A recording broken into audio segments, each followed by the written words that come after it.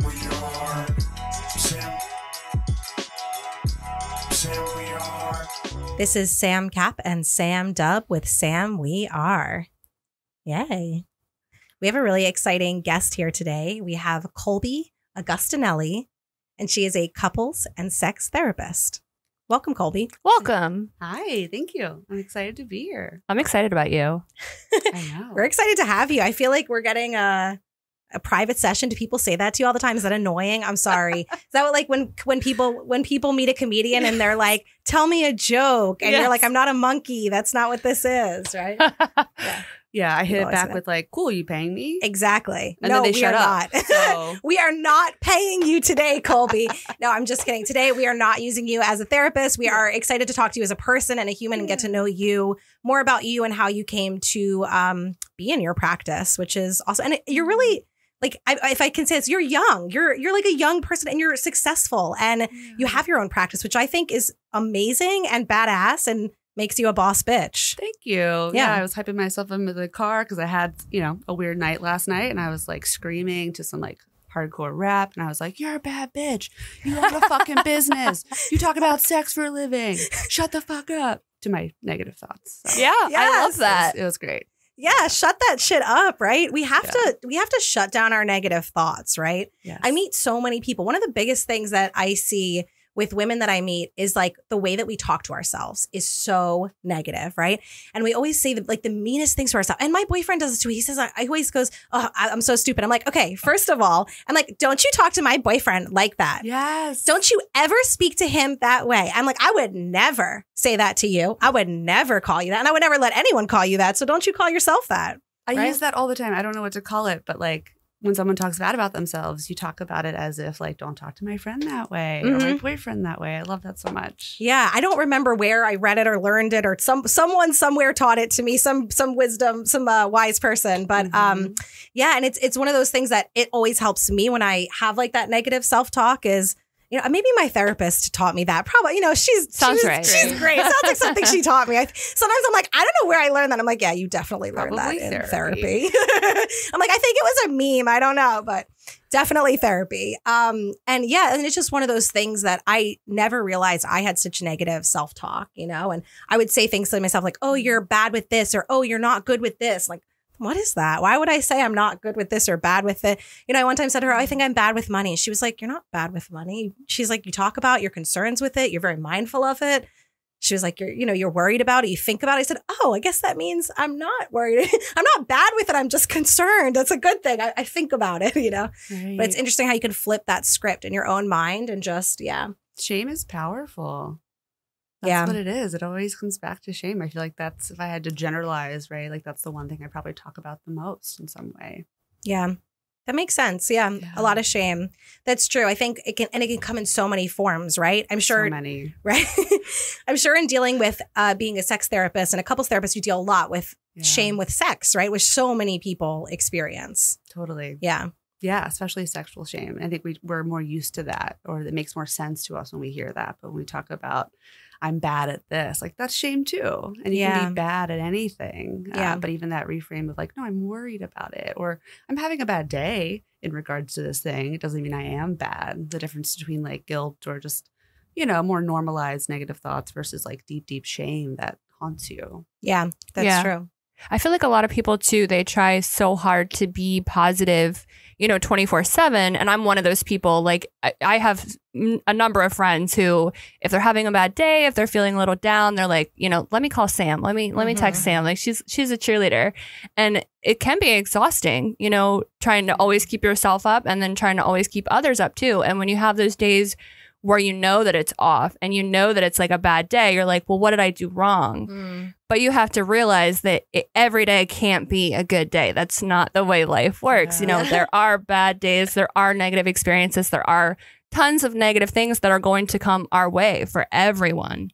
So it's unrealistic to expect someone to be happy every day, even though we like the idea of it. It's just not feasible.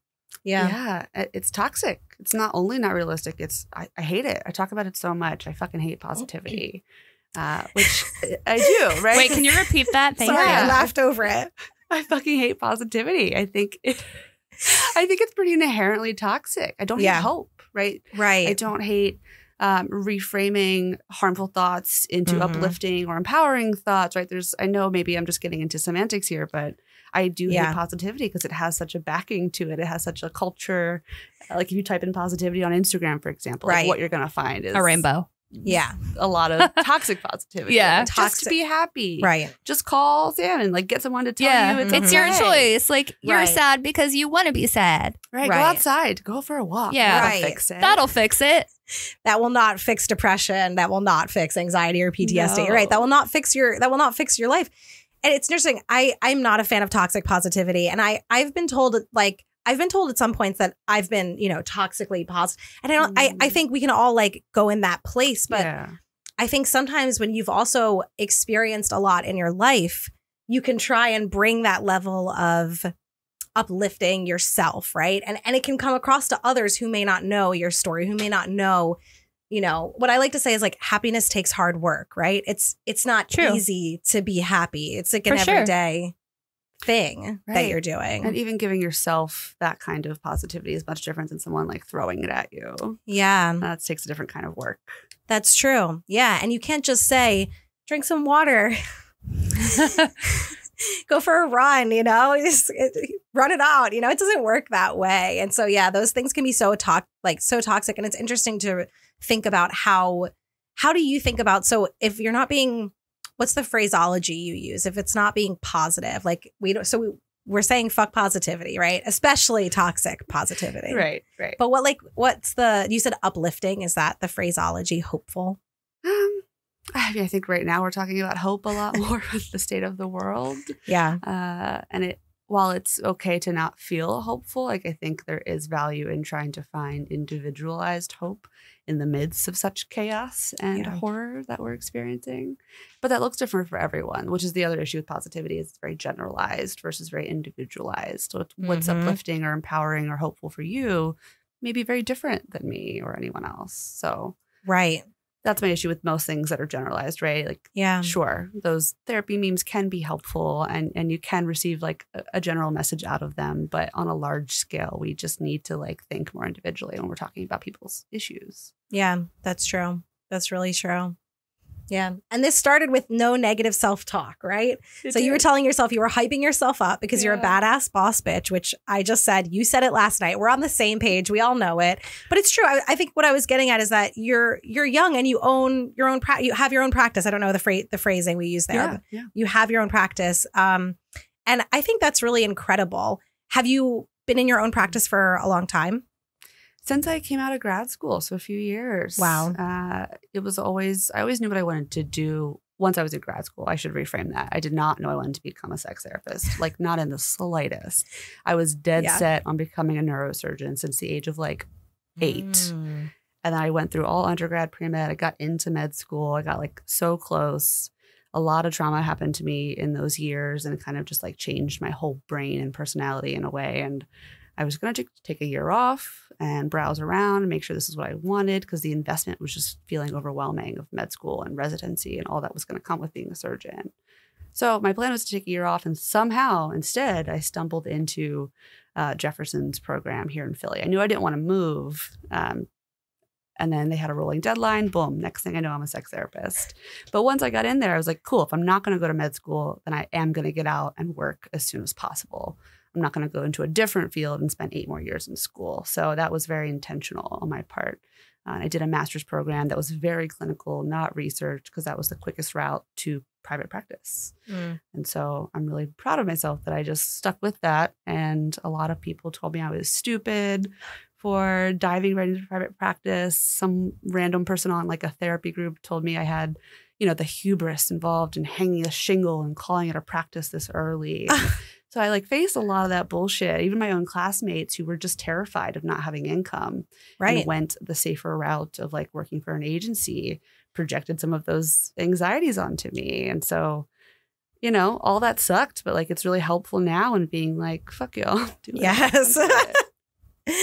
I love that. I like just got chills when you were talking about that. That was like so inspirational because I think, so many people are afraid to start their own business or side hustle or project, whatever that may be, side project, you know, and it holds people back. And they do project that fear onto, you know, what about your income? What about this? What about all of the, you know, all of these fears that they feel?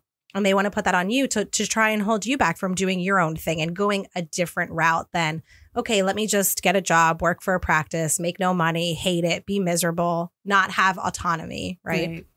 Right. And it is really hard and it's not for everyone. And that's fine too. But it's the projection of that anxiety that does hold people back, or just the anxiety itself. I mean, I didn't make any money for like a year, but I also knew what I was signing up for, which allowed me to reframe my life for that year or so. And even now, I think I'm finally starting to make like real profit, but like it took a long time. Yeah. But the thing that got me through was like, I can never put a price on this freedom that I have to see the clients I worked hard to be seeing and that I care about and care about me. Yeah. And that relationship that you can get in private practice. I mean, there's a lot of privilege in private practice, and I always work to acknowledge that as well. But even that freedom, I can offer very low fee spaces and then charge the people my full fee who I know can afford it. And that like equity there that I have some power over feels really good. Yeah, that's true. I mean, being able to have that control to say, you know what, I'm going to offer a sliding scale to a few patients and have a few slots open for that. It makes that so much more accessible. And that's like one of the ways I was able to get in for my therapy was with a sliding scale. I couldn't have afforded full price therapy. That would have been so much money and I never would have gotten the help I needed at that time. And so, I mean, it's really amazing to do that. Not many practices do that I'm aware of. I don't know. Maybe I'm wrong. I could be mistaken, but it just varies a lot. And practices don't always have the capability of being transparent about it, which for sure. It makes sense. And so whenever people are looking for therapy and I don't have like a direct referral, I'll just say, go on Psychology Today or like browse around your local people, see who looks good, and then reach out. It's emotional labor because you might get a lot of no's, but it doesn't hurt to say, I really, really like you. I really want to work with you. Do you have blank? And then tell them what you can afford and see if you can work together. And people might be full or they might not be able to slide, but you never know. Yeah, but that's true. That's the advice I give to friends. A lot of people reach out to me, like send me a private message on Facebook. It seems like a lot. And they say, hey, I see you're really open about having anxiety and having gone to therapy. And I want to do it. I've never done it. I don't even know where to start. And they just like give me their life story. Yep. And kind of like what you were saying, I'm sure probably happens to you a lot too, is sort of, people put a lot of that like emotional labor. They sort of throw it on you. And I've definitely always been on the receiving end of that a lot in my life. I'm a very open person. And so people tend to feel open around me and want to disclose a lot to me. Yeah. And again, I'm sure that happens to you as a therapist a lot, even outside of your practice. Again, with people joking that they're getting a session out of you. And so, and I get so many folks who are, and they're like, I can't afford it, this, and, and I tell them, look, just ask. I said, look, I was able to get in for a sliding scale, a sliding fee. Here's where I went. There's, many people in that practice. Just ask them, tell them what you can do. It, again, it doesn't hurt to ask. And I've actually had at least 5 friends end up going to the same practice with different people and I don't know what they ended up doing with their fee, but just like, I think them just having that knowledge, having that ease of access where I go, here's the website, here's where I went. They were really helpful. Ask about this. And I think just having all of that at their fingertips makes it a lot easier. It becomes a real experience, like having you as a model for them. And therapists are people. Like, we understand money problems. If we can work with you, we will. Yeah. And if we can't, well, we may feel bad about it, but we'll try and help you find someone who can. Right. And I will say, though, yes, therapy can be expensive because we live in a really capitalist society. Yeah. Therapists aren't just trying to make a buck. Like, I am so sick of that narrative. Of course. But we also can try and make a buck, right? Like, it's both. Yeah. It's not like we're just out here money hungry, but we also deserve to make a living wage the same way that everyone else does. Ours just looks a little bit different. Yeah. And there just inherently isn't a lot of transparency in what it looks like to run a therapy practice. Especially like working for insurance, not working for insurance, fuck insurance. And a lot of people, I think, are affected by the stigma of therapy. Yes. The people that can afford $120 a week don't think they can because they're taught to not value therapy. Yes. Yeah. And again, I get that it's a lot, but most people that it's I'm thinking really of. That much. Yeah. I mean, like, it's not that much. It is that much, obviously, of course. But like, but it's also if you were thinking about your qualifications and then on the hour, like, even as an artist, as people laugh at us. I didn't even. I smiled and I giggled, but yeah, no, people laugh at us. If I was like, if I tell people like, oh, how much is a logo for, and I go like, well, it's like $50 an hour, dude. If my level, I'm sorry. Yeah. It's like, sorry. And then you go up and it goes, so that makes. I don't know anything about therapy, but I was wondering, what's the stigma when you're getting out? Why were all your classmates? I really didn't know that. That's a crazy stigma. So when you're coming out, they're just like, you're foolish. What are you doing? So you have to go work for like a corporate overlord first. Yeah. So the stigma that was coming from classmates is different than the like older therapists online that I was talking about, which is kind of a intimidation or a jealousy, I think, because therapy does look a little bit different nowadays versus 20 years ago, which is Thank great. God. Thank God. Thank God. And so I think there's a lot of intimidation in the older generation of these younger therapists, like just trailblazing for the classmates.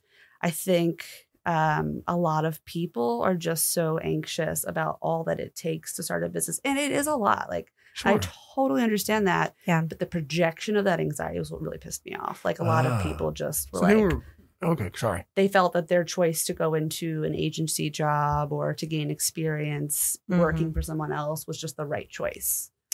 There's sometimes when I don't get, when you went to school. You know what I mean? Like that, I guess back in the day, weren't you like an alienist right out of college? Like they called them alienists or whatever. But like, I went to college for all this time. I'm now 21. Oh, I go into a practice, don't I? Like, wasn't it? I don't get it why they're being, but or is it the business side? They were like, it's the business side. I mean, this is another just preconceived notion I had about people. I was like, oh, everyone has these like business savvy like parts of themselves. Right. No, they don't. And I learned that about myself. I didn't realize that I had what was like good skills. I thought this was just a thing because I don't actually have any business experience. Well, now you do. I do have a long history of like working with nonprofits and planning events and doing fundraisers, which, you know, marketing, social media, like it's all very related. And so my master's program, and I think most master's programs don't really teach you how to run a business. So again, I do understand their anxiety, and it's not fair that we're not taught that. That needs to change. But I don't know. I just figured it out. I'm resourceful. Yeah. There is a lot of information out there if you know how to gather it and use it appropriately. So it's complicated. It's not easy to start a business. I mean, if it was, everyone would have their own business, right? Yeah, for sure. I've thought about it so many times, like opening up like a vegan cafe. Yeah. I'm so glad I didn't because of look what happened, but that's another story. But yeah, I think people like to your situation, I think people are so focused on all the things that could go wrong that they lose sight of all the things that could go right. I mean, look how many people have started their own businesses successfully and continue to do so. You know what I mean? It's not like it's a 10-to-1 situation. You know, I feel like it depends on a lot of things for sure. But I think like believing in yourself is like way high up there. Yeah. Yeah. You know that, is it a meme, is it a joke, whatever it is, where it's like, oh, you're so strong or you're so blank. And I'm like, thanks, it's the trauma.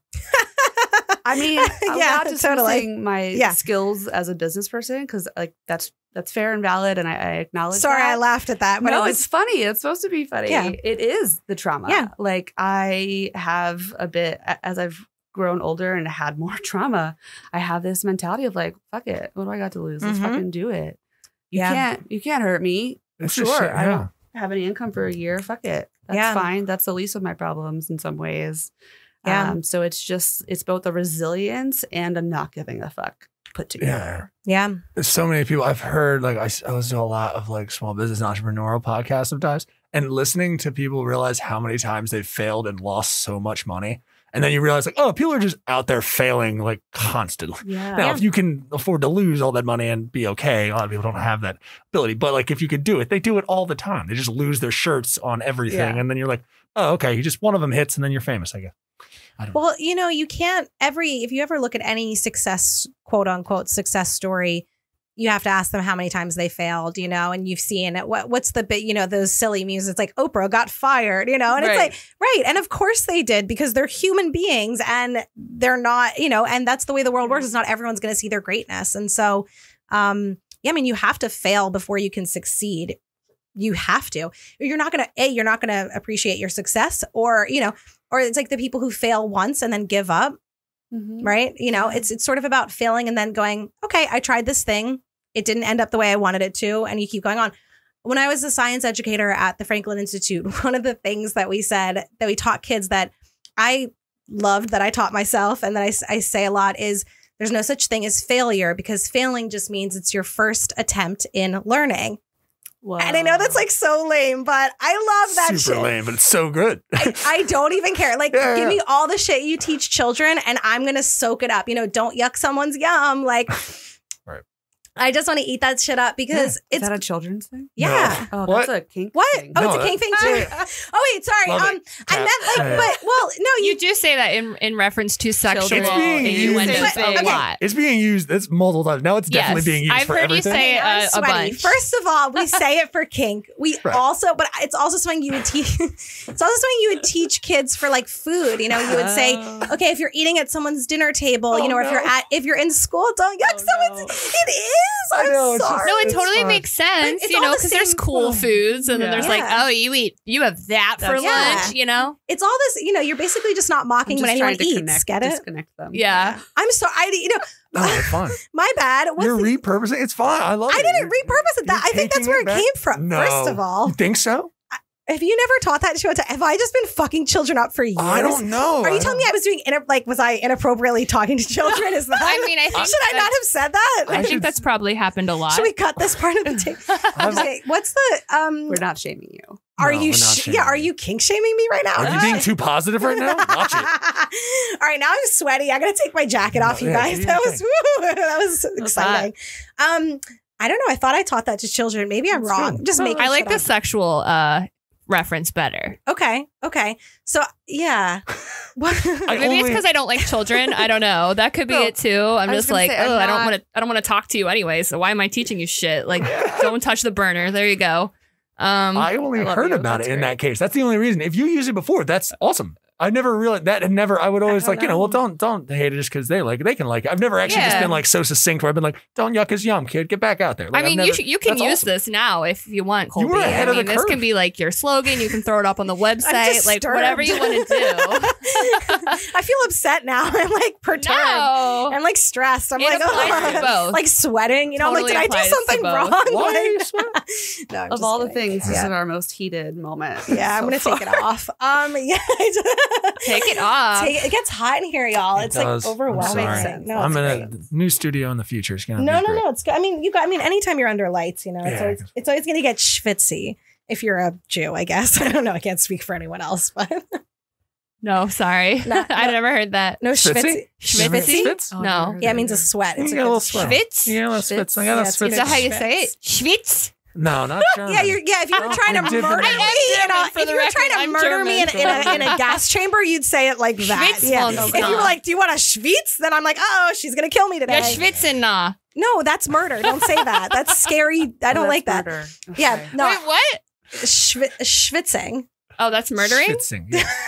I'm just telling you.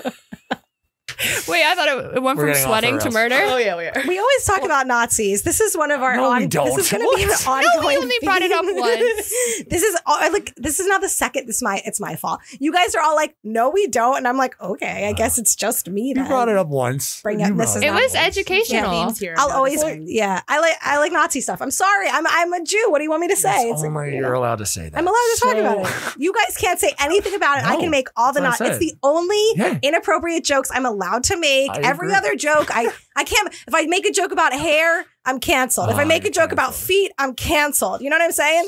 I can't call myself thick. I'm canceled. Anything, You you know. can't- No, I'm Why just are you kidding. I'm just kidding. I'm just kidding. That was just a joke. That That'd was be just a so. joke. Oh my god! If But- you're canceled, I'm in trouble. That's what I'm So- saying. But so I'm thinking that as a Jew, I'm like, all right, the only thing I got that's inappropriate, Nazis, and I'm gonna beat that Nazi to death. You know what I'm saying? I will scalp that Nazi to What? death. I love Is there- dark humor. Oh, you I do? make Okay, a good. lot of death jokes. There's this Yeah. trend on TikTok right now that I'm obsessively watching. no. I'm starting to be concerned about. Wait, didn't myself 'cause TikTok it's so get banned? Is it on good. Monday? I don't know. They keep saying that. Or you just I'm can't download it now, but if you have it, you can still use it type I thing? have no clue. I'm just kind of crossing my fingers and hoping for the Okay. best. But the trend, I don't know how to describe it. It's like Uh-oh. it's coming from a song, but the thing is like they're walking, and it says, "Hey, hey."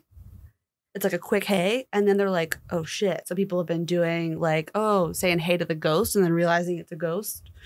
But the funny part is, people are doing it with their like suicidal parents. So in the like TikTok, they'll like look over like casually, hey, and it's like their dead parent like hanging themselves, and then they realize. I'm like, TikTok is dark. TikTok is dark. But I love it. That's so dark. Oh, it's like a double take? It's like the play on a double take? I Okay. can't think of the word. Like, what? Like, okay. Because in the song, the hey and the hey are really close together. People are also doing it with the POV of like, oh, I'm so mad at my girlfriend. I'm not going to talk to her. And then the girlfriend says, hey. And they're like, hey, oh, shit. Like they got funny. caught. Yeah. That's funny. That didn't come out great. No, it's Does funny. it make sense? Yeah. Okay. No, yeah. I like that. No, I like dark humor too. I was thinking about this because I was on a virtual show last night when we found out RBG had passed away. R.I.P. RBG. And that was really sad. And there's like 10 of us. We had just gotten on the stream. We're about to start like a live stream, and someone goes, "Oh my God, RBG died." And you know, I didn't make a joke about her, but I just, I made a joke about the way the person said it or whatever, just I was like, I just gotta we gotta make this happy for a second. We just gotta like let this out. And then I thought, oh shit, did I just offend all 10 people? Because I mean, I don't know how everyone else was about to react to that news, but I'm sure we were all sad, but I was like, ooh, I hope they don't think I like hated RBG or anything. They're like, Sam is really, she hated a woman in, she hated her. No. That's how I get canceled now. And I'm just kidding. Did you see Sam made a joke about RBG? Get rid of her. No, I mean, you were just about to do like comedy though, right? We were just about to do a comedy show. I mean, I get it. You're trying to get back into the mindset you were at before the world ended. Well, I also remember our Nomo Sexual FOMO show was like day one of Philly protests. Like, geez, I live at like right near the Parkway, and I walked outside to walk my dogs and saw the burning cop cars, and then had to walk in and get ready for a sex comedy show. And I don't know about everyone, but I was like in a weird place that night. Yes, same. We all were, and same. Aaron, my boyfriend, and I, we were driving from where I live, and we passed, and all of a sudden I go, holy shit, look over to the left and just see the city was on fire. I've lived here for almost 30 years and I've never seen anything like that in my whole life. Guys, that was my birthday. Oh, yeah, that's June right. 1st. It was my birthday because you had the show. Remember, you had it. And I was like, I don't know what I'm going to do that day. I feel like Wes has like something planned for me because I told him, I was like, I want a Britney Spears cake. I want a choreographed performance. Like, we're in quarantine. Like, what else are you doing? Learn a dance to Britney Spears and perform for me. So I was like, I don't know like when this is going to hypothetically happen. Yeah. So I was like, I can't come to that. But I remember that show. And then that's the day shit went down in Philly. And that was my fucking birthday. And then I felt like an asshole because I'm like, trying to be happy. It's like a quarantine birthday to begin with. And I'm like, should I smile? Like, I feel like a dick. No. Like, I'm like literally at this little birthday party it was a Britney Spears themed birthday party at my in-laws house. And, I had the cake. Like, we were like, drinking, hanging out, partying outside. It was a beautiful day. And then I'm like, I feel like I can't smile now because there's just so much fucking crazy shit that just happened that day. Yeah. Yeah. I mean, it was fresh. So no one knew how to feel at first. Yeah. Right. It was. There were so many emotions that day. And you're right. We did. We literally went from seeing the city on fire, smoke everywhere. I didn't know what was happening. I'm sure you didn't know what was happening either. And then being like, okay, like, and now we're going to talk about sex and time to be funny. Yeah. But now I'm going to be a monkey for y'all. But that's, and it's hard. Yeah. I mean, I think that's one of the hard things about comedy, right? Is that like, you're not always in like a happy mood. You're not always trying to like make jokes, or you're not always like feeling it, but you like have a show or you have a performance, you're hosting, and you have to like be on, and you have to flip that switch for yourself. Right. Right. Yeah. Yeah. I really appreciate that I can be real with, I think, all of my clients. Like, not that we weren't already talking about things like anti-racism, but like it really put everyone to the test. And I made a more firm, like, open choice to be like, fuck this. Therapy is political. Yeah. To say that therapy shouldn't be political is just like a disservice, which isn't to say I'm like, oh, my client should vote for Biden. Like, I'm not, I'm not like stepping out in that way, but like, you can say that if you'd like to. It's fine. I mean, yeah. And like, none of it was new. Like, I knew where most of my clients stood anyway. And even the clients that didn't, like, we're still going to talk about it. Yeah. Yeah. And I am allowed to hold them accountable, and they should hold me accountable as well. And that was like a really good like therapy moment, and I was like, I need to really decolonize this shit. I try not to I've been working on reframing even the word client. Like, I never use patient already because that's just so medical to me, but I mean, I do use client historically, and I'm trying to even stop that. Like, it's such it's such a patriarchal like hierarchy term that's just not necessary. Like we're working together. Like this is a person I hold space for. Oh, I like that. That's a good point. Yeah, I mean, it is a service. There is an exchange happening, but to like put more weight on that doesn't feel helpful. Yeah, and it takes a little bit of like power away from them. You're so right. Yeah. Yeah. So I mean, language is a hard reframe. So I definitely still say client, but I'm working on that. Yeah. one. Yeah. So just so I understand, I know that you're a sex therapist. That's like your go-to service, pretty much, or like the most that you do. Right. That's my specialty. Okay. So, That's what I label it that way because that's where I want to be. But certainly, I mean, what does sex therapy mean, right? Like that's another question I get a lot. Yeah, it means a lot of things. I think people that don't really know anything about therapy hear sex therapy and they just have these like wild assumptions about what that means, which always cracks me up. I mean, I've gotten extreme questions that are just like so fucking offensive. Like what? Oh, do you fuck your clients? I'm Okay. okay, Well, so that's sex work. Which is fine, but like, no, dude. What What is the this, fuck? Like they wouldn't Sounds say like that a- if you were a man either. Probably not. Yeah. No. Or That is like, so do you? infuriating. Thank you. It sounds like a hack comic like bit in like in like Vegas. Like I hear a hack comic. Oh, what are you? Shut up. That's Yeah. like every. Neil, you're lucky that you're a straight man because that's like how Thank you. every Thank man you. just like talks to us all Oh, the time. yeah. That's like a constant. You No, I know? Like gave- it sounds like it's. And when it's funny when you go and see comedians male comedians who perform on stage and they all do the same thing, you're like, Yes. oh my god, men are very repetitive. And people are repetitive in general, right? A lot of people say. In certain work, right? If you're doing the same work for 5 years, you hear people say the same things over and over and over again, right? But I think that's one of those things, right? And people just say these sort It's of constant. I could write a whole book of responses. Honestly, I actually did. I started documenting them at one point. I gave up, obviously. 'Cause Sure. that's a lot of work. But do you watch them have sex? Oh, so you just fix people's sex lives all day? Just like really like minimizing it. Or my favorite is, haha, what do you really do? Dead serious. They're not even joking. These people are hacks. I would call them hacks to their faces. Yeah. Oh, you came up with that yourself? Look at you. do say Just that. brush them on the head. Like, look at you. Get back out there. Get back out there. You're so cute. And I give them my nasty laugh. I'm like, oh, it's so funny. Shut up. Yeah, you have to go back to high school. Correct me if I'm wrong. In the early, I'm talking early days of sex therapy, they actually Like did Masters and Johnson. do those. Yes, exactly who I'm thinking of. Yes, they did do those things. They were sex researchers. Yeah. And they had sex surrogates. Yes. Neither Masters or Johnson were sex therapists. Yeah. interesting. Yeah. Yeah. So, I mean, sex surrogacy is a thing still today. It's still very small. Is that like some Handmaid's Tale shit? What is that? That's funny, right? Surrogacy. Yeah. So it is Serious a question. section of sex work that is specifically tailored to work with a sex therapist. So we maintain the clinical talk therapy role, and then we have this surrogate for sex. Are you guys And- hiring? I want to learn more about it. I mean, there's just not a lot of them to begin with, so I have not had the honor of working with one yet. I've met them, but it does take a very specific case or person. That's what I was just about to ask. What For that are to be these? relevant. What are these instances in which those would be played? To this way, it's a dividing line for anyone. I think who's like me, who's just trying to like because that I know what sex therapy. I'm just thinking cognitive therapy about your sex life, like right, like I talk hate therapy. cognitive Don't say therapy. cognitive. No, Is that no, not- you can. Again, you I can. don't know. Yeah. So I'm just thinking sex. Therapy about your sex life, or about your interaction between your relationship and things like that specifically. But that's all. I don't think anything else. But with a surrogate, like, what does that situation look like with a surrogate kind of thing? Yeah. So I'm trying to think of what an example would be. Yeah. In graphic there detail, a- please. Was there a movie about this a couple There years was- ago? Yes, I was trying to Okay. think Masters of beyond Sex? that. I apologize. Yeah. That's a show, Neil. That was a That's show. a show. Oh, I know. Yeah. We're on so many We're different going jumping Okay. off. I don't want to jump into that. I'm All right. sorry. Go ahead. I forget the movie name. Helen Hunt is in it. Right.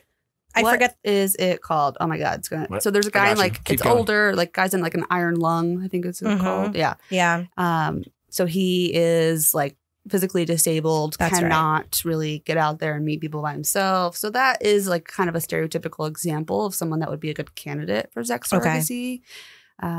People with all kinds of disabilities, I think, are what we hear the most often. But certainly, you don't have to have a physical disability for this to be relevant to you. But someone that needs more hands-on help exploring. I'm sorry. Can I make a dirty joke there? No one? Anyone? Do it. I winked at Colby really for anyone listening and not watching. I gave Colby a big old Wink. Yeah. That was it. That was the whole joke. Okay. It was just a wink. Yeah. All right, bitches. It was just a wink. Okay. I'm missing sorry. because I was looking up. It's the Sessions. No. Yeah. No? Oh, because it It's not the says Sessions. childhood through Did about the I- polio left him dependent on an iron it is. lung. It Mark is. O'Brien, Jack Mhm. Hoss. Helen Yes. Hunt. Yeah. Okay, Helen that Hunt. confused me because got there great is another reviews. TV show called Yeah, 7. Sessions. Sessions. Oh, yeah. So There's the so Sessions, many- if you want to check it out. 7.2 on IMDb. It's good. Yeah. Yeah, I've seen it. Yeah. It is. I think it's, as far as a movie dramatization goes, I think it is pretty good in Yeah. representing that. So yeah, the sex surrogate and the sex therapist would work very closely together. Honestly, depending on the case, like the sex surrogate may never actually have like intercourse sex with Mhm. the client. It may just be more like social romantic, like kind of just literally being a surrogate for what Right. that person wants. I do know sexual assistant for people who are differently abled. I'm Yeah. aware of that. So Mm. I'm sure that's very different. But that's I didn't That's know sex interesting. Right. Yeah. So Yeah. it's just a more heavily trained academic sex worker. Sure. Right. Because Gotcha. it's just Mhm. very specialized. Right. So Interesting. it is a form of sex work, but there's just an intense program that surrogates go through for this specifically. But certainly I would love for more sex workers to do this in a way that like I get to work with them and the person. Like that would be so cool. I love pro sex work. Love to talk about that. There's so much there. But yeah, so That would So prevent a lot of what would Yeah. you say is like the most common right. What is sex what therapy? is the most common situations that I you're was wondering. seeing? Right. So, right, to back it up a little bit about generally like what is sex therapy, it's a lot of things. I mean, for me, sex therapy more so represents an identity so that when people are looking at me, they're like, okay, this is someone that is sex positive and sex informed, and I can go to them even if I don't have like a specific sex issue. Mhm. And sex is also broad, right? Like we're not even talking about sex as an act. We're talking about sex in the world, sex as an identity, sexuality like as a whole. It can be sex positive, like wanting to increase pleasure. It could be trauma. Like it's very broad. So people often go right to the act of sex, which is understandable, but it is most often not that. The common issues, I think, vary therapist to therapist. Like we obviously choose our niche in some ways, but our niche also chooses us early on. Yeah. And then we tend to like kind of stick with that unless we make an active choice not to. Mine worked out great. It was kind of what I wanted to do. People chose me. It's been working out great. I want to touch it.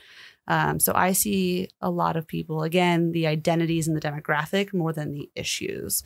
So people that are polyamorous, non-monogamous, ethically non-monogamous, and not ethically non-monogamous too. Sure. Sure.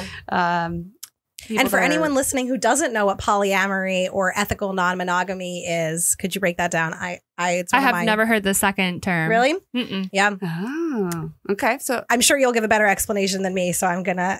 I mean, yeah, the short answer is what it sounds like, right? It's a non-monogamy is anything outside of monogamy. Could be ethical, could be not ethical, Right. meaning cheating, swinging, threesomes. And then polyamory is kind of what people view as like the other end of the spectrum of like full-blown non-monogamy, which is somewhat true, somewhat not true. It still varies a ton. Every couple is going to have a variation, Yeah. right? So I was in a polyamorous I relationship. was going to bring that up. Yeah. I didn't know. Yeah. Totally fine. I was in a polyamorous relationship for many years with my ex-boyfriend. And yeah, I mean, what people don't realize is people have wild assumptions about it. The first assumption is that it's just like sex Yes. all day, dicks and pussies in your face everywhere you look, like you can't stop. You're Yeah. just nonstop. And I mean, yes, Yeah. it is a little bit of that, you Or it guys. Okay, can be. I'm just It can kidding. be. Yeah, it That's can be if you cool. want it to be. But actually, that there and so that's where there can be some subtle differences in the descriptions of open relationship or polyamory or Yeah. swingers, and they all sort of fall under a big So there's ethical non-monogamy category or umbrella. Yeah. Yep. Totally. And then, of course, within each couple, whatever they choose to identify as, then there's going to be variations, wide variations. The basic premise being it's ethical because every person involved is fully aware and consenting and enthusiastic about the arrangement. Gotcha. Versus a don't ask, don't tell, which technically could count under somewhat of the ethical. I mean, I don't agree with it. I don't think I would never recommend it, Yeah. but I know it happens. Yeah. And for some people, it's a starting place, just like swinging could be a starting place. Right. Open relationships or threesomes Yeah. can stay there, or they can grow into something more.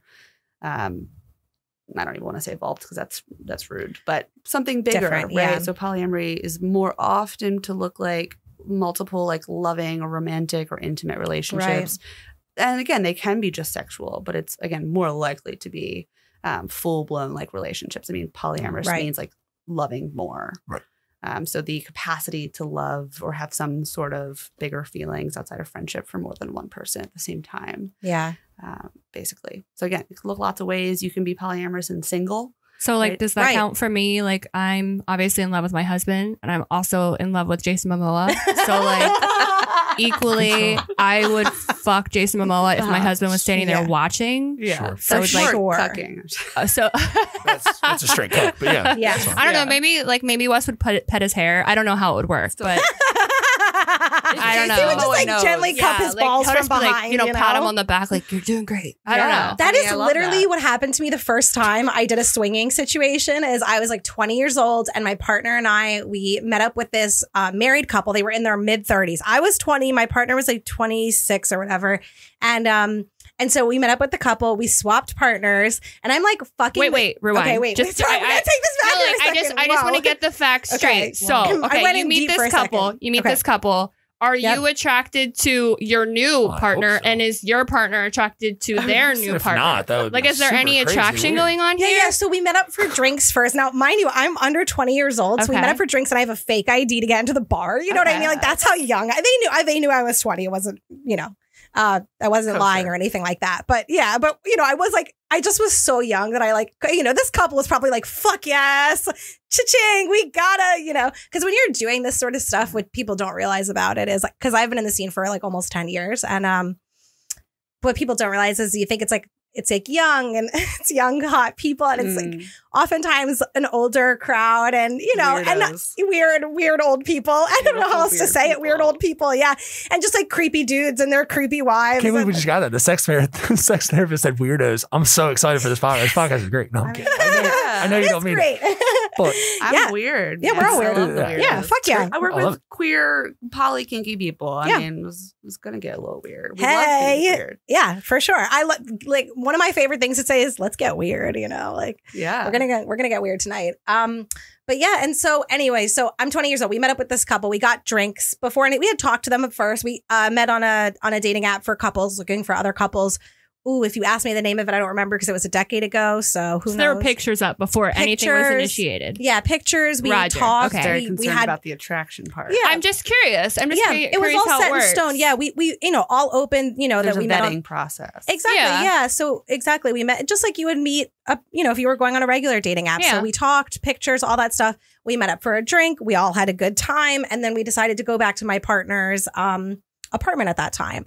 So we get back there, we start smoking, and then this was a decade ago. I don't remember how it all initiated, but we swapped the partners, we swapped the men, the women, whatever, and we all start having sex. And so I'm fucking this woman's husband. He's on the couch, she's over there in the corner with my guy, and then like all of a sudden, and at this time I had never been with a woman at this time.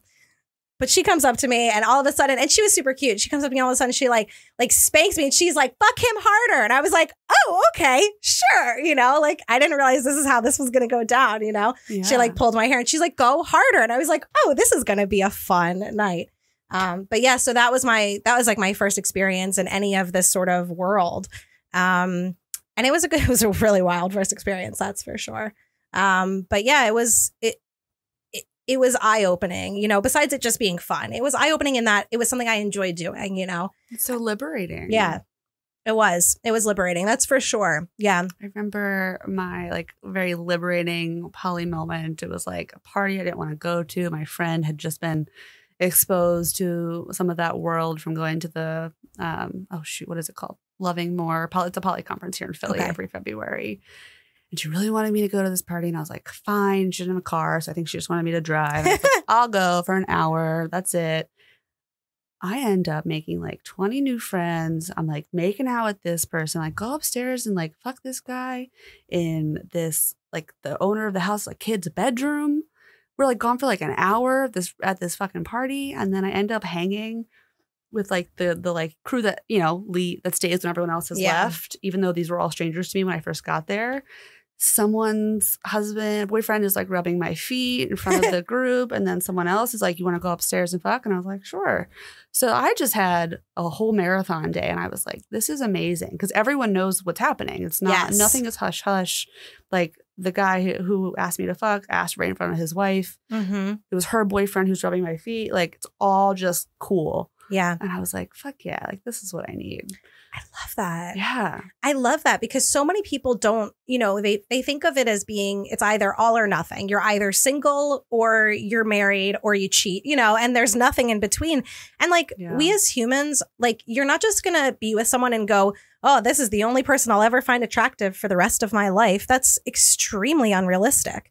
And so then what? You know, you're going to find other people hot. So then what do you do with those feelings? Do you just suppress them and pretend that you've never thought someone was hot again because your partner is so amazing? And we're back to shame. Exactly. 100 comes full circle. Wow. Yeah. Colby. Amazing. Yeah. So, and we're not even bashing monogamy, right? But there's a lot of toxic monogamy. Yes. And that's where we get into the shame piece and just being unrealistic. Sure, you don't have to be non-monogamous, but like there's a plenty of wiggle room to not be toxic. Like talk about your attractions, talk about them openly. Don't feel shame about them. Like maybe there is wiggle room. Maybe there's something to explore. Yes. Like ignoring that is what causes problems. And people come to me for that too. So I do see a lot of poly couples, some of which really start off with one person wanting it, the other person not. Right. And they're at a standstill. And that's what gets them to therapy. And I love those because they're hard, but they're also predictable in a way that's like fun for me. Yeah. Without being like I don't say this, but like a lot of the time in my head, I'm like, that's going to change. Just wait. Like I'll say like, this is going to sound crazy right now, but you're going to feel this way later. And without doubt, they always do, especially when they're like negotiating the boundaries. Yes. AKA they're doing rules in the beginning because they're learning how to do boundaries, and rules aren't boundaries, but things like that are really rigid and kind of nitpicky. And that's that process of kind of like letting go of control and processing like autonomy. And so they'll be like, when you come home, you have to shower twice, change the sheets. Right. I'm so text me and check in 6 times. Yes. And then like a few months in, they're like, don't text me. Get away from me. Like, how was it? Tell me about that sex that you had. Or, you know, you become closer and more comfortable with whatever you're doing. I mean, again, it looks very different, but it's interesting to see the progression of comfort and self-exploration, especially for like straight cis dudes in these situations. Like even really awesome guys who have processed stuff and are generally pretty woke. Like I see them go down to this like sunken place where they find all the toxic masculinity that they just like packed. Someone fucked their girl. They cannot handle it. Yeah. It's overwhelming to them. Like they cannot fathom it. Do you know what I mean? Like they want to be okay with it, but like a lot of them struggle with it. And I think that's what it is. Like I definitely, my ex-boyfriend definitely thought he would be okay with me being with other people and was definitely not okay with it, you know, and was definitely like, oh, she's having fun. And I feel genie back in that box. That's gonna be tough. The insecurity and the inadequacy. That's what it is. Much inadequacy. It's the inadequacy. It comes that's out. what masculinity is built on. Yes. Yeah. I mean, I don't know. I'm not. Tell us. I don't know. But I would, and that's just me just getting it talk. I'm like, most guys are a thin veneer of masculinity. Masculinity is built on it. And that's the tip of the spear nonsense, right? Yeah. Belief that women are to be owned and controlled by them. Oh, yes. And that's a whole nother deeper level. Yeah. So this is where my mind goes. And take this, swirl this around in your brain all you want. And, so Sam Cap. This is about Jason Momoa again. No, it's not. No, it's not. I thought it was. I get it. I know. I was like, can we fuck him? What's happening? No, I'm bringing it up because I am not a poly person. I am in a monogamous relationship. Yeah. My husband is very monogamous. Whereas I have been more open to other things in the past. I'm very, I don't know what my identity is. I think I'm like in between a couple things and I don't really know. I find certain women attractive. It's not like I've ever gone out and been like, you know what? I think girls are hot. I just want one tonight. It's never been like that for me. But there's definitely been women in my life that I have been just as sexually attracted to as I am to men. Yeah. So Sam Cap is very open, I thought you were going to say you were attracted to me. I was like, oh my God, Misha chose me. Oh my God, it's sister. No, like you're like family at this point. But like we make a good team. I know. She's like, no, not you, not you, sweetheart. But someone we have. Okay, never mind. Do this on episode 5. I'll give you some examples. But no, we have a very opposite way of thinking and feeling, which I think really makes us a great team. Yeah. So this is where my mind went when you were talking about poly, and take this as you will. So my concern, if I were to, like date someone that like wanted to be poly, I wouldn't shoot it down. I'd be like, all right, let's talk about this. But my mind goes to STDs. Right. What if you get a girl pregnant? Like those are the things I would be worried about. Not like texting me or washing the sheets or fucking showering. I'd be like, did you knock a bitch up tonight? Like, what's up? I'm stoked to talk about it. You want to talk first? No, 100%. No, we are so excited to talk about this. Yeah. Yes. Well, I guess, okay, what I was going to say was goofy, so I'm going to let you get in, Colby, and you can say something serious. But I was just going to say, when fucking COVID went down and everyone's like, how are we going to survive? I was like, yeah, I've been poly for a really long time. Do you know how many people? Never mind. Cut that. Don't cut it. If my boyfriend's listening, I've only ever had sex with you. I'm just kidding. You're just kidding that you didn't only have sex with him? No. He likes heard your jokes. He likes sluts. It's cool. But anyway, what was I saying? Oh yeah, so we're gonna make a dirty joke. Goofy, dirty joke. Oh my goodness, what were we saying? STDs. Okay, so when COVID hit and everyone's like, how will we stay safe? I was like, yeah, I mean, if you're polyamorous, you already know how to play this game, right? You've already played with multiple partners. Same conversation. So 100%, it's about like harm reduction. It's about knowing where your partners have been, asking where they've played, asking if when's the last time they've been tested. It's the exact same thing. This is not new to me. So I will just spit facts. Spit it. On this one. Wrap it. Non-monogamous people are safer on a generalized fucking average than monogamous people. Are you talking in terms of like pregnancy and that sort of thing? STD. Okay. I'm addressing STDs. Okay. Which is, we're lumping it in with pregnancy somewhat because it's all of the same safety nature, right? Yeah, I would say both. Okay. Because we are just kind of trained and have to talk about it in a way that monogamous people don't. Yep. Right? It just doesn't happen. It doesn't occur when you're like historically monogamous and you're just dating one person at a time. Yeah. And you don't have to worry about the same things, which you might because people cheat and then they don't talk about it. Right. And that's more likely to happen in monogamous relationships. So sure, there's always, nothing is ever 100% safe, monogamous or non-monogamous.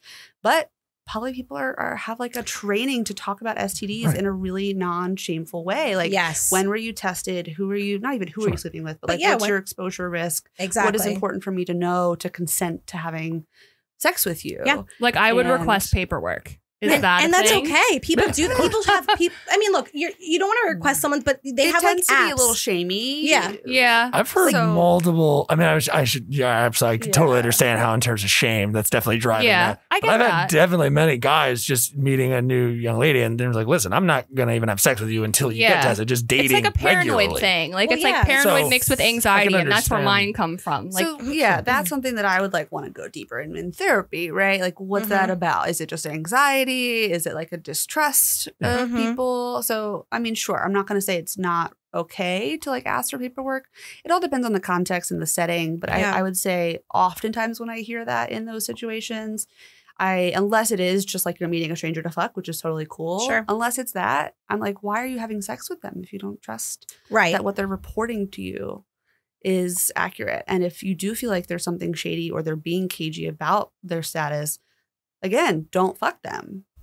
And that is that's more valid than whatever paperwork they could give you. Because if they already are shady and give you red flags, then they'll fabricate some paperwork too. So build trust. If they have malicious intent, they're going to figure out a way to have malicious intent. So you probably flag that early. You're smart. Yeah. You're smart. That's such a great way to put it. Yeah. Is that of course, if you can't trust the things that this person is saying, then ask yourself, should you be trusting them to have sex with them and to go further into that relationship with them? Yeah. Because it is. And I think that you're 100% right. When you're doing these, not non-monogamy, you're trained to ask, you're trained to get tested more often, more frequently. Yeah. One of the things I always think that is funny is, especially in today's society, when people are single and they're on dating apps, what do they think is happening?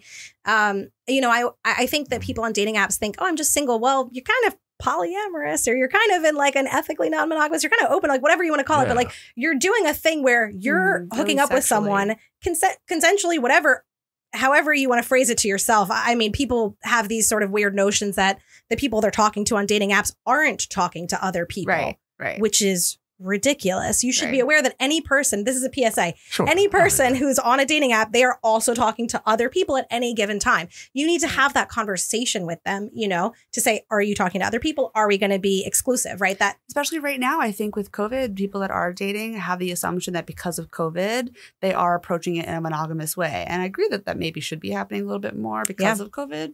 But it's still a bad assumption. It's not true. Right. You can't assume that. And that's something I wish someone had taught me when I was younger, is you can't assume the person you like or that you're talking to is only talking to. And especially when we have this access at our fingertips and you're talking to 10 people at once and, you know, making plans with 5 of them at once, you know, and so you always have to assume that. But because of the nature of the dating app and the single life and it being this, well, I am looking for monogamy situation in some cases, people don't talk about it. Right. And they don't bring it up. And so I think that's also where a lot of, you know, a lot of STDs can happen, of course, where we're just like not even having those conversations. And so, yeah, I mean, I always felt safe with that sort of stuff with my partners because the people that I was meeting were also, you know, ethically non-monogamous or, you know, aware of that and getting tested regularly. And know your red flags. Haven't gotten tested or they don't know when they got last tested. Big red flag. Big red flag. I have no idea. If you trust me, I'm clean. Oh, those are huge. That flag just condoms shot right don't up. Feel good for me. Nope. Those I would say are my 4 top red flags. Yep. Hilarious. Yeah. And people, I just look at those people as children. Sorry, I don't even take that as a serious, like, that's, I'm like, you're hysterical. Like, that is the funniest, dumbest thing I've ever heard. This guy. Sorry. Yeah, we trust Neil. He's a good one. It is. Well, as someone who has also talked about openly contracting HSV2, that I go like, you know, on like an audience, people are like, what's happening? I'm just like, yeah, dude. I mean, that's, and also I was monogamous. Like, so it's not, it's like I knew about it. It's like things like that. Like I knew about it. And, you know, it's one of those things of like, oops, that happened. And we were, you know, you were together for 5 years, all of that being safe and everything like that. And then one time you mess up and that's okay. It's fine. It is what it is. And I didn't care anything about it. I was like, yeah, that's fine. But it's so funny to see people react. I was like, yeah, dude, it's crazy. You take a pill and then everything's fine. And I was like, you guys need to stop. Obviously, we have modern medicine. Yes. Right. Fine. Be tested, be safe and everything like that. I don't know what it would be like dating now. Obviously, it would just be tough. The shame that comes into, I don't want to monopolize that. I just mean like for the young lady who was like, you know, she was very quiet. I had to basically pry it out of her. She was so scared of just like, I'm just like, what's up? What's wrong? I know you want to be with me, but you're not. She basically just made me ask a bunch of questions until I was like, is it, I was like, what is it? Is it this? And then she's like, yeah. I was like, oh my gosh. Okay. What if that's, you know, it's so terrible. Anyway, sorry. So continue. Are you dating or are you with someone? Are you like, no. Yeah. I'm with someone. And the young lady who, we've been together this whole time. I was just going to ask what your experience dating with that was. But no, I have. It hasn't been. Yeah, I haven't done it. So I wouldn't know. I can't speak to that at all. But I imagine as open as I am, I'm like Cap over here. I'm kind of just like, just let you know. First thing, nice to meet you. Love this coffee. These drinks are great. I have so I say it on stage, I might as well get this out now. It doesn't bother me, but I know other people, it's like, I'm sure that would be, people, especially America. They'd probably be like, well, all right, I'm going to leave. I'm like, we didn't even get to know each other, you know? So, it's so sad. Yeah. People get reduced to their status and it's like, so not right. Especially when you point out the statistics of like, even just with how many people have gotten gonorrhea, like STDs in this country, it's hysterical. How many people are like, oh God, it's so dirty. Don't talk about it. Yeah. It happens. It sucks. I think people mistake like the statements around like we have modern medicine, we have cures. We're even getting cures for HIV right now. Like people mistake that knowledge as permission, which is dumb. It's not permission to go be reckless. It's just to attack the stigma and to like kind of ease the global anxiety about it. That like we're all gonna be okay. Keep doing the smart thing. Keep having informed risk. Yep. And we'll figure it out. Right. That's exactly what it is. Like before we do our podcast, we ask everyone like, how do you feel? Are you comfortable being masks off? Do you want masks on? And it's that sort of conversation, that consent conversation that is so important for people to have. And it's not happening enough, you know, it just needs to be happening more in so many with everything. Right. Yeah. That's exactly. And I think about that also just to lead into a more fun conversation. I don't know how much time we have left, but quickly, maybe. Yeah. Yeah. Like 5-10. Yeah. We'll lead into a more fun conversation about like, that's what I think about like kink, right? When you're doing kink and stuff like, we're going to scare Sam again. I love it. I was just kidding. She just talked about trying to fuck Justin Momoa in front of her husband. That's a little kinky. We're all doing that. We're all I think doing that's like that. a worldwide trend. My boyfriend has a joke about that on stage. He's like, yeah, it doesn't matter. But yeah, it's, you know, we all want to fuck Jason Momoa. He's like, I would watch. I'm watching her trying to get him myself. I don't give a shit. That's exactly what my boyfriend says. He's like, I would watch my girlfriend fuck Jason Momoa. Like, I'm like, please. Just for the pure sport of it. I'm sorry. Jesus Christ. Keep going. That man is like a god. Anyway, moving right along. Literally a water god. Literally a water god. He's the WAP god. wet. Sorry. We both said it at the same time. Anyway, sorry. We're there. We did it. We crushed this. We're on the same. Oh my God. But yeah, I mean, that's what I think about with like kink and BDSM. You know, people think that kink is like really dangerous, that like, you know, if you want to be tied up, that it's a dangerous thing and that your partner could just do anything they want to you. I mean, of course, at any time. Serial killers have proof. Yeah, sure. That is true. Of course, scary things happen. But my point being is that, you know, a lot of times if you're going into something where you're going to be doing a lot of like BDSM or kink, you're negotiating a lot of the scenarios in advance, you know, and you're saying, here's what I like, here's what I don't like. You know, I don't like anal. I do like this. Don't do this. Don't put this there. And you can call me a slut, but not a bitch. Like it gets really fine tuned. Yeah. Like we get into it. Exactly. Choke me, but don't slap me. You know, like certain things. No breath play, just like hand on throat choking. Like wait, what? No, what? Breath play or like asphyxiation. Yeah, I can't even say that word. Asphyxiation. It's not my area of expertise, so I won't say too much on it. But like, there is a right and a wrong way to choke someone, like a dangerous, and a not as dangerous way. I'm probably doing it wrong. I mean, if you're in pain or your neck is sore the next day, you're not trying to crush the esophagus. Yes. Like, you know, you want side. Yes. Not front. Yes. Right, exactly. You don't want your thumb to be right. I got called a bitch once during sex. It was the first time a young lady asked me to choke her. And I was like, okay, well, that makes sense. And I just went like this. And I was like, this is what you would like. That's fine. And then she's like, no, you're being a little bitch. Choke me. I was like, well, now this is getting to a point where I'm like, and then I'm like, so you just don't breathe this whole time? This is ridiculous. I just stopped. I was like, I mean, she's like, okay, that's enough. I'm like, okay, cool. Like, I mean, I'm fine. I'm down. Outside the moment. We should. Yeah. Right, I was like, this is, you know, I'm just like, but I'm not. Anyway, you guys keep going. I'm going to be over here. Yeah. No, but I mean, that sort of thing is important though, because you're in the middle of sex, right? Or whatever. Everything's happening. And all of a sudden these things are being thrown at you. And like, maybe you don't want to do that. Like we as women also shouldn't just assume that the man that we're with is going to want to do that, right? I once dated this vegan guy and he was just like so nice that oh my God, please don't be listening to this right now. And he was just like so nice and he like wouldn't choke me or do anything. Do you know what I mean? And I was like, no. And he was like, no, like I'm too, like, I just don't want to hurt anything. So he was, and I was like, fearful, not submissive. Yeah, exactly. And I was like, you're not hurting me. Like, I'll let you know if you hurt me. But I sort of get it. Or hurt me because I want to be hurt. Or I'm telling you, I like it. Yeah. Have a safe word or something. I mean, right. Of course, you discuss a safe word. You discuss or like, okay, so here's what I always get asked is, how do you do a safe word when you're being choked and you can't breathe? Plenty of nonverbal. Many ways. Tap on the wall. There's so many other things. Squirm, like pull the arm back. There's so many things. Literally push the. If it was a guy or maybe it's a young lady, but if a guy asked that, it's like, dude, if you're a dude who likes sports, there's so many signs. We've tapped in ways for you to figure that out. Right. Tap out. Right. I go. If I give you a double tap, I'm tapping out. It's just like wrestling. Do you watch MMA? UFC. Right. Tap. Let me out of the hole. Have so many tiers too. Right. Like, let's say something's going on and you can tap. Cool. Shake your body. Like, exactly. Your leg. Blink 6 times really fast. Go like obvious. That. Exactly. Shake your head is a common one you'll see on kink.com for a safe word. Exactly. Yeah. And it is. And having those negotiations, it's important so that everyone feels safe and everyone feels comfortable and that in the moment nobody gets hurt and especially if you're doing, besides just choking, if you're doing, you know, any sort of like rope play or tying up or I mean, that stuff, it physically can be dangerous. And so you have to do it the right way. You can't just put someone's wrists together, right? This is the wrong way. You can't just put someone's wrist together. Wait, am I fucking it up? Not like this. I don't know, whatever. But you know what I'm saying?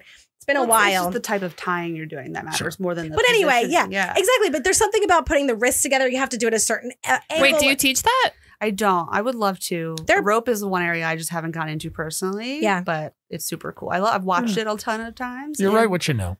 Yeah. Makes sense. I mean, I know the basics, but Yeah. like, I don't practice it. Gotcha. Yeah. It is an art form that I've felt intimidated by in some ways. I've been tied, but I haven't. I'm generally a top, and it's one area that I don't top in, I guess. Yeah. Gotcha. I get that. I've never done the tying. I'm completely submissive. That's surprising. plenty. Oh yeah. No, I'm completely submissive in bed. You've I'm never not. been tied up though? Oh, I've been tied Okay, up. I was Yeah, gonna yeah, say. yeah. I've just never done the Yeah. tie. Yeah. Gotcha. You know, my whole closet's just filled with like kink. You know. Really? Yeah. I Oh, wanna see. yeah. All my. Sure. I'll show you. Share By the pictures way, of for our everyone listening toys. that listened to last week's episode, Sam did show me her vagina. I did, Or actually, yeah. the correct word would be labia. Labia. Yes. Or vulva. I'm vulva. sorry. It's okay. Vulva. I did. I did. It's- I'm just imagining her just showing the labia. yeah. I'm like, just here, that. just Well, I don't look said at this. it was yeah. mostly that. So yeah, but that's because what Labia happened? majora. Yeah, that's true. I asked for her consent. Unless Don't her menorah worry. is bigger.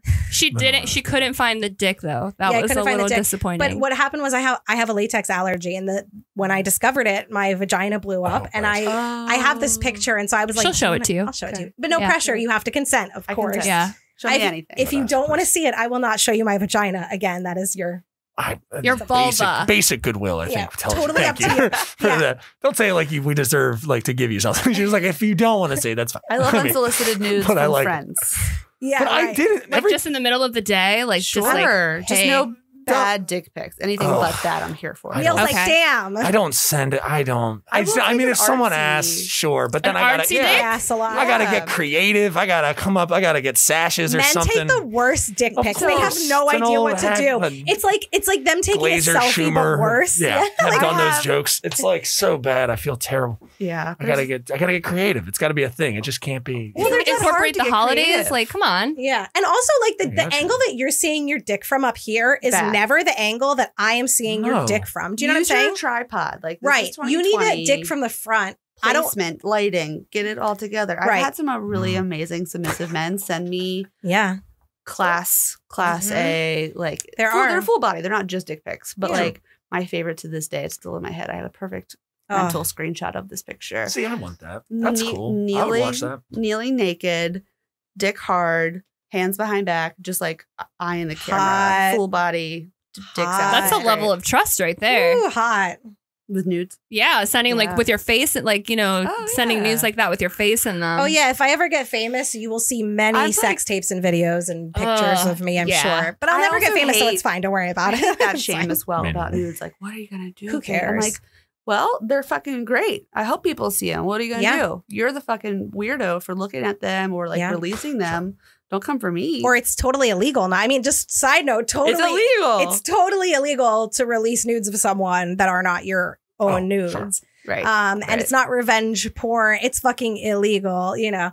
Yes. But that's just, and it should be illegal in more states, but it's not. I think in Pennsylvania it is. I could be mistaken, but I don't think it's legal. I don't think it's illegal across the country. It's true. But I mean, yeah, I mean, it's one of those things, and people do experience that where their nudes are released or put out there, and It's not good. I mean, but I've done the Philly Naked Bike Ride 8 times. Like my nudes are on NBC 10. You know what I'm Sure. saying? Like they're Same. there, y'all. Like it's fine. I don't. I've seen clients at the naked bike ride, at the nude beach. Yes. Like, it's already. What It's new out beach there. do we have? Never mind. Yeah, where is there? a There nude? used I to be was one in New just wondering Jersey. that. It is a nude. Okay, yeah. Are we going? I went to. Yes. It was great. What? Why did you not take me? No, I'm just Also, kidding. But Dub, I did don't you know. have I a gotta go. question about the kink? I know that we started kind of going into that. Did we have kink? a question that was about a specific kink or something that we missed? BDSM? kink? Or Probably. BDSM in general? I honestly It's feel okay. like we have to like have you back because Sure. I wanna this, come back. this should be It's a like a lot of stuff. I know. multi-episode We're there. thing because There's so much Yeah. else. there was so many questions I like wanted to talk to you about, I know. and I'm definitely like the tamer of the two. If you haven't picked up on that yet, why are you looking at me like that? You know it's true. What? What? I'm like, makes sense. Makes sense. Yeah. Like no, me? it makes us a good team. You know, Yeah. you're like, Yeah. and I'm like, you know, you're I like, don't- let's go. I'm like, wait a minute. Like, You're like, what about this? exactly. My Let's mind's prep. like, this, and this could go wrong. Where you're like, fuck it, let's It's do a it. good balance. I'm Yeah. definitely the like do first, no fear, think Yeah. later or never. So, I need people like you Here I around am. me. Take me. But see, balance. I think people think that I'm like that, but I'm like I calculate. I'm very calculated. I just make wild decisions. Like they're not. They're calculated. They're wild calculated. decisions. Yeah. Do you know what I'm saying? Like I've just got a mouth on me. I can talk my way out of anything, and I have a reason for everything I do. Like hell yeah. Someone was like, oh, never mind. I can't say that one. Never mind. We're gonna cut that out. Okay. Sure. Nope. Well, we didn't, No worries. you didn't say anything, so we're fine, right? No worries. Yeah. Yep. Off mic, so you didn't say anything. Yep. Yeah, we're fine. Yep. Okay. We'll chop. I'm gonna pull up your Oh my god. stuff. Yeah. Sorry. We have to. Pull it up. Unfortunately, we have to wrap up. This. Can I say one more thing tell us- about please. kink and danger? Please. I feel like Tell as a us. reference that helps people. Like, yeah. you didn't say this, but I think a lot of people's response to the stigma of like, isn't kink so dangerous? They're like, no, it's not more dangerous than anything else. But like, that's also kind of a shamey, like we're trying to fight back response. But like, kink is dangerous. Everything is dangerous when you don't know how to do it. Do you drive a car? Yeah. That's dangerous if you don't know how to do it. Yeah. And that's just like kink. Like, learn how to do it.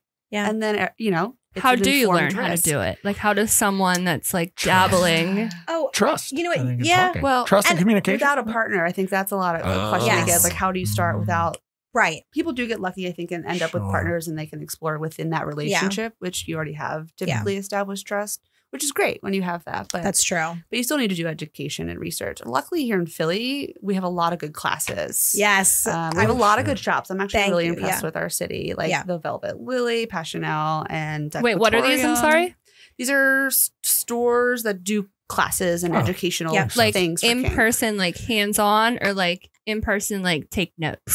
Both. Okay. Both. Pre-COVID. Yeah. Pre-COVID, both. Yeah. Might come back And- with some changes, but yes, both. Right. And they're doing virtual classes now. I don't know about the Velvet Lily. Also, Kink shop. Kink shop. Yeah. So Passionelle. the Velvet Lily, Passionelle, and Sexploratorium and Kink, those are my three favorite sex Yeah. shops in the city. Sounds like yours too. Yeah, they're They're the best, yeah. Pleasure Chest is good, but they don't do classes. and they're Yeah, small. nowhere else really counts. And yeah, these places are amazing. And I know Sexploratorium, they do like bondage classes. Kink does bondage classes. Dom Interesting. 101, Sub 101 kind of classes. Mhm. There's- I've done the Dom 101 classes. I've done other kink classes. I've done like rope tying classes with them.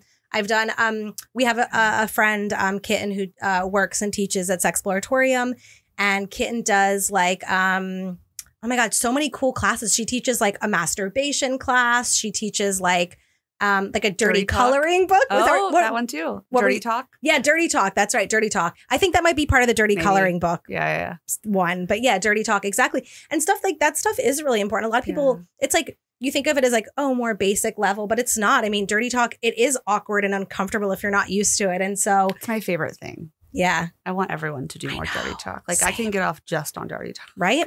I know. I do not watch pornography. Well, you know this about me. You Oh, we know gotta this talk about about that me. next time. We will talk about this next time, but I don't watch pornography. Get heated.